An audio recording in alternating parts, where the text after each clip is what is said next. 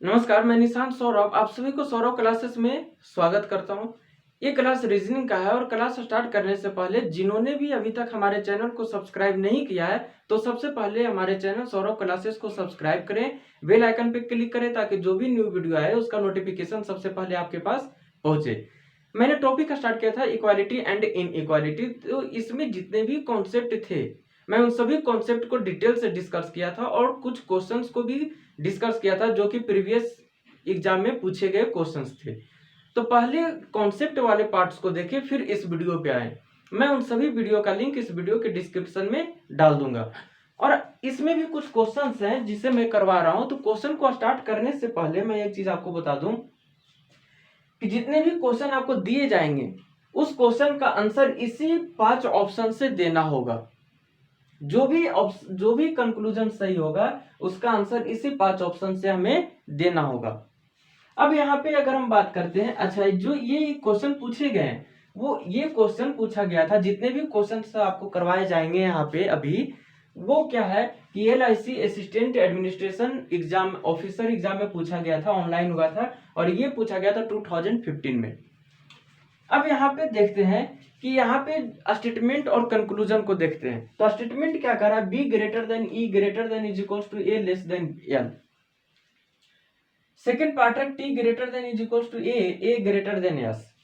यहाँ पे जो ये दिया गया है दो पार्ट्स में स्टेटमेंट दिए गए हैं। तो कंक्लूजन को सोल्व करने से पहले दोनों पार्ट्स को आपस में कनेक्ट करना होगा और वो कनेक्ट कैसे होगा, वो कनेक्ट होगा जो कॉमन एलिमेंट होंगे, जो कॉमन नेम होगा दोनों में। यहाँ पे देखते हैं तो दोनों में कॉमन नेम क्या है, तो दोनों में कॉमन नेम ए है और इसी से ये दोनों कनेक्ट होंगे। यहाँ पे अगर हम लिखे तो क्या हो जाएगा, B greater than E greater than is equals to A less than L. यहाँ पे ए कॉमन है तो ए क्या हो रहा है, बड़ा हो रहा है एस से, और ए क्या हो रहा है यहाँ पे, ए है यहाँ पे जो छोटा हो रहा है और बराबर हो रहा है किसके, तो टी के। अब यहाँ पे हम सोल्व करते हैं। तो जब हम सोल्व करें यहाँ पे तो कंक्लूजन फर्स्ट क्या कर रहा है, T greater than is equals to B. T और बी के बीच में रिलेशन को यहाँ पे देखें तो क्या हो जाएगा, T greater than E greater than is equals to A और A less than is equals to T. ये कर रहा है यहाँ पे। क्या यहाँ पे जो टी और बी के बीच में रिलेशन है यहाँ पे कंफर्म हो पा रहे हैं कि टी बड़ा होगा या बराबर होगा या छोटा होगा। तीनों हो सकते हैं, तीनों पॉसिबिलिटी हो सकते हैं। यहाँ पे कांट से हम कह सकते हैं, कांट से कंफर्म नहीं है, हम बता नहीं सकते हैं कि टी बड़ा ही होगा या बराबर होगा या छोटा होगा। मतलब ये क्या हो जाएगा, पार्सली रॉन्ग होगा। और एक चीज और बता दूं कि ये क्या है, नॉन स्टैंडर्ड पार्ट है ये। तो नॉन स्टैंडर्ड पार्ट में मैंने पहले भी आपको बता चुका था कि ये जो नॉन स्टैंडर्ड पार्ट होते हैं तो नॉन स्टैंडर्ड स्टेटमेंट में जितने भी कंक्लूजन होते हैं वो जनरली पार्सली रॉन्ग होते हैं। सेकंड कंक्लूजन की बात करते हैं तो यल ग्रेटर देन टी, यल और टी के बीच में बात करें तो यल यहाँ पे और टी यहाँ पे है। तो यहाँ पे यल और टी को अगर हम देखें, यहाँ पे यल और टी को देखें तो यहाँ पे क्या हो रहा है, T greater than is equals to A और ए लेस देन यल, ये हो रहा है यहाँ पे। तो यहाँ पे क्या कंफर्म हो रहे हैं कि यल है वो क्या हो रहा है, यहाँ पे टी से बड़ा हो रहा है। यहाँ पे क्या यल है जो टी से बड़ा हो रहा है, यहाँ पे यल है वो टी से बड़ा हो रहा है, नहीं हो रहा है। यहाँ पे हम कंफर्म नहीं कर सकते हैं कि क्या होगा, यहाँ पे बड़ा होगा। मतलब ये भी क्या हो जाएगा, पार्सली रॉन्ग हो जाएगा क्योंकि ये भी क्या है, नॉन स्टैंडर्ड पार्ट है। अब यहाँ पे ऑप्शन की बात करते हैं तो कौन सा ऑप्शन सही होगा यहाँ पे, तो यहाँ पे अगर हम बात करते हैं तो दोनों क्या है, पार्सली रॉन्ग है, लेकिन दोनों में अलग अलग नेम है, इसलिए यहाँ पे ईदर का यूज नहीं किया जाएगा। तो कौन सा ऑप्शन है जो कि इसे करेक्ट कर रहा होगा, तो फर्स्ट है if neither conclusion first not second is true. हम फर्स्ट को तभी मार्क करेंगे जब यहाँ पे कोई भी कंक्लूजन ना तो फर्स्ट सही और ना ही सेकंड सही होगा। सेकंड है इफ ईदर कंक्लूजन फर्स्ट और सेकंड इज ट्रू। सेकंड को तभी मार्क करेंगे जब दोनों कंक्लूजन ईदर में सही होगा। थर्ड है जब केवल सेकंड सही होगा, और 4 को तभी मार्क करना है जब केवल फर्स्ट कंक्लूजन सही होगा, और 5th को तभी मार्क करना है जब दोनों कंक्लूजन ट्रू होगा। तो कौन सा ऑप्शन होगा यहाँ पे? नीदर। नीदर इसलिए क्योंकि यहाँ पे दोनों कंक्लूजन क्या हो रहे हैं? गलत हो रहे हैं। ना तो फर्स्ट सही होगा और ना ही सेकंड सही होगा। सेकंड की बात करते हैं यहाँ पे, इसी में जो कंक्लूजन है, इसी में कंक्लूजन दिया गया है, इसी में स्टेटमेंट यही है, सेम है, यहाँ पे केवल कंक्लूजन है जो यहाँ पे चेंज हो चुके हैं। तो कंक्लूजन है यहाँ पे, कंक्लूजन की बात करते हैं तो कंक्लूजन नंबर फर्स्ट है यहाँ पे बी ग्रेटर देन एस, और सेकेंड कंक्लूजन है यहाँ पे कि L greater than S, B greater than S और एल ग्रेटर देन एस, ये कह रहा है यहाँ पे, स्टेटमेंट सेम है। और यहाँ पे हम फर्स्ट कंक्लूजन को देखें तो बी ग्रेटर देन एस, तो बी और एस के बीच के रिलेशन को देखें यहाँ पे बी और एस के बीच में रिलेशन को देखें तो क्या हो रहा है? बी ग्रेटर देन ई हो रहा है, यहाँ पे E greater than is equals to A और ए ग्रेटर देन एस, ये हो रहा है यहाँ पे।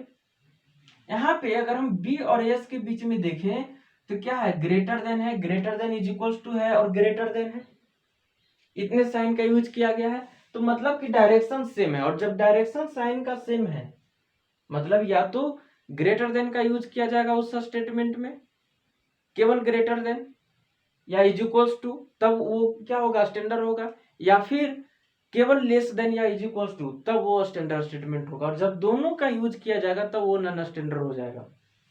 तो ये क्या है यहाँ पे? जब बी ई से बड़ा हो रहा है और ई किससे बड़ा है? ए से भी बड़ा है और बराबर भी हो रहा है, और ए किससे बड़ा है? एस से, तब तो एस क्या होगा यहाँ पे? बी से छोटा होगा, मतलब बी क्या है? एस से बड़ा है, ये सही है, यहाँ पे कंप्लीटली राइट है। सेकंड की बात करते हैं, L greater than S, L और एस के बीच के रिलेशन को देखें यहाँ पे तो क्या है? एल ग्रेटर देन ए, ए ग्रेटर देन एस, यहाँ पे ये भी पार्ट है वो स्टैंडर्ड पार्ट है, और एल ए से बड़ा हो रहा है और ए बड़ा है एस से, तब तो एल क्या होगा? एस से भी बड़ा होगा, मतलब ये भी सही है। यहाँ पे क्या होगा? यहाँ पे दोनों कंक्लूजन सही है। जब दोनों कंक्लूजन सही है तो कौन सा है ऑप्शन है जो हमें ये बताएगा कि दोनों कंक्लूजन करेक्ट है? तो give answer 5 if both conclusion first and second are true, option number 5 ये होगा। यहाँ पे इसमें दोनों कंक्लूजन के बारे में ट्रू बता रहा है। आगे बढ़ते हैं, यहाँ पे सेकंड है, यहाँ पे नेक्स्ट स्टेटमेंट है। यहाँ पे जितने भी क्वेश्चंस हैं वो एलआईसी एग्जाम में पूछे गए थे, जितने भी करवाए जा रहे हैं। नेक्स्ट स्टेटमेंट है यहाँ पे L is equals to I, I greater than is equals to N, N less than is equals to N less than E, और इसी में है N greater than is equals to A. अगर conclusion की बात करते हैं, कंक्लूजन नंबर फर्स्ट है यहाँ पे, कंक्लूजन नंबर फर्स्ट है यस लेस देन ई। कंक्लूजन नंबर सेकेंड है यहाँ पे ई ग्रेटर देन एल। अब सबसे पहले स्टेटमेंट को आपस में कनेक्ट करना होगा कॉमन एलिमेंट से। तो L is equals to I, I greater than is equals to N, N less than E. दोनों में कॉमन एन है तो एन से कनेक्ट कर देते हैं, N greater than is equals to A, yes. अब कंक्लूजन पे ध्यान देते हैं, तो फर्स्ट कंक्लूजन में है यस लेस देन ई। यहाँ पे यस और ई के बीच में रिलेशन को देखें तो क्या दिया गया है? यहाँ पे इस तरह से लिख सकते हैं कि ई ग्रेटर देन एन और N greater than is equals to yes, ये पार्ट। अगर इसे हम ध्यान से देखें तो इसमें ग्रेटर देन और greater than is equals to जब इस तरह से होता है तो सिंगल साइमल का वैल्यू सबसे ज्यादा होता है, मतलब ये क्या है? करेक्ट है। सेकेंड कंक्लूजन की बात करते हैं ई ग्रेटर देन एल। यहाँ पे ई और एल को देखें इसे, तो यहाँ पे इसके बीच में एक तो is equals to, greater than is equals to और लेस देन। तो लेस देन और ग्रेटर देन ये दोनों साइन क्या करेगा? यहाँ पे एल और ई के बीच में जो भी रिलेशन होगा उसे अननोन करेगा। अननोन मीन्स हम ये नहीं बता पाएंगे कि बराबर होगा, बड़ा होगा या छोटा होगा। मतलब ये क्या हो जाएगा, पार्सली रॉन्ग हो जाएगा। अगर ऑप्शन की बात करते हैं तो कौन सा ऑप्शन है जो केवल कंक्लूजन फर्स्ट को ट्रू कर रहा है, तो यहाँ पे अगर ऑप्शन की बात करते हैं give answer for if only conclusion first is true, कौन सा होगा यहाँ पे, ऑप्शन नंबर 4। इसी में है नेक्स्ट कंक्लूजन कर रहा है, इसी में इसी स्टेटमेंट से है, इसी से है नेक्स्ट यहाँ पे। तो नेक्स्ट देखें कि क्या है यहाँ पे, नेक्स्ट कंक्लूजन है यहाँ पे कि S is equals to L. Conclusion number first है S is equals to L, और कंक्लूजन नंबर सेकेंड है एल ग्रेटर देन एस। ये कह रहा है यहाँ पे एस और एल के बीच में। अब यहाँ पे हम केवल एस और एल के बीच में रिलेशन को देखते हैं, तो एस और एल के बीच में क्या रिलेशन है, तो यहाँ पे ये लिख सकते हैं कि L is equals to I greater than is equals to N greater than is equals to S. यहाँ पे जो यल है वो यस के बराबर भी हो रहा है और यस से बड़ा भी हो रहा है, दोनों पॉसिबिलिटी बन रहे हैं।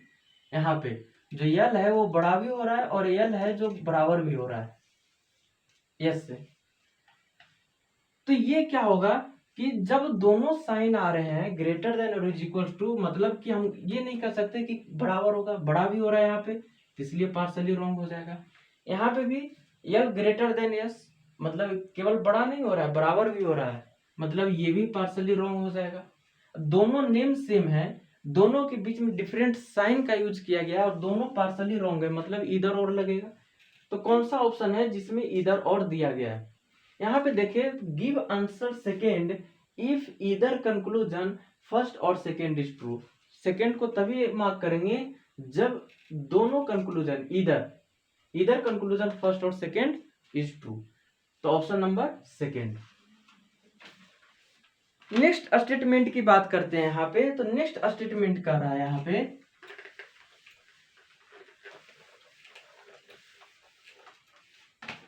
नेक्स्ट स्टेटमेंट है कि B less than E greater than B is equals to H greater than is equals to N, ये पार्ट है। और एक और पार्ट है यहाँ पे कि B less than is equals to T, ये कह रहा है। और इसी से रिलेटेड कंक्लूजन है, और वो कंक्लूजन यहाँ पे टी ग्रेटर देन भी, और सेकेंड कंक्लूजन है यहाँ पे कि N less than is equals to T, ये दिया गया।